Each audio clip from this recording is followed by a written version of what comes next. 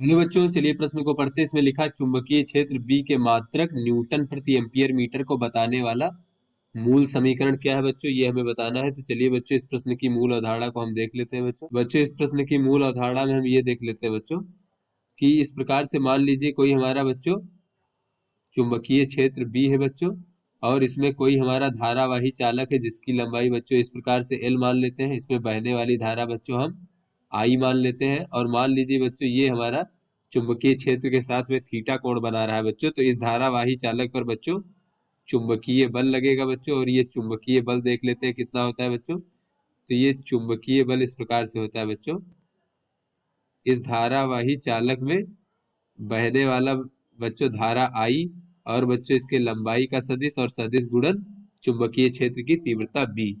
तो चलिए बच्चों अपने प्रश्न को हल करते हैं बच्चों। तो इसमें कहा जा रहा है कि चुंबकीय क्षेत्र बी के मात्रक न्यूटन प्रति एम्पियर मीटर को बताने वाला मूल समीकरण क्या है बच्चों। तो यहाँ पर बच्चों बी का मात्रक दिया गया है बच्चों, बी का मात्रक बराबर न्यूटन प्रति एम्पियर और बच्चों मीटर। तो यहाँ से बच्चों अगर हम देखें तो न्यूटन है बच्चों, ये हमारा बल का मात्रक है, और एम्पियर जो है बच्चों ये हमारा धारा का मात्रक है, और गुणे बच्चों मीटर क्या है, ये हमारा लंबाई का मात्रक है बच्चों। तो यहाँ से अगर हम देखें बच्चों तो ये बी बराबर जो हो रहा है हमारा, बी बराबर ये बच्चों हमारा चुंबकीय क्षेत्र है। बल को बच्चों हम एफ से प्रदर्शित कर सकते हैं भागे बच्चों धारा जो है धारा आई से प्रदर्शित करते हैं बच्चों, और लंबाई को बच्चों हम एल से प्रदर्शित करते हैं। तो यहाँ से बच्चों अगर हम देखें तो बच्चों ये एफ बराबर जो हो जाएगा, ये हो जाएगा आई बी एल इस प्रकार से। तो यहाँ से बच्चों अगर हम देखें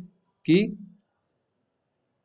धारा वाही चालक पर लगने वाला जो बच्चों चुंबकीय बल होता है, चूंकि जैसा कि हमने मूल अवधारणा में देखा बच्चों, ये होता है बहने वाली धारा बच्चों और एल सदिश और सदिश गुणन बी सदिश।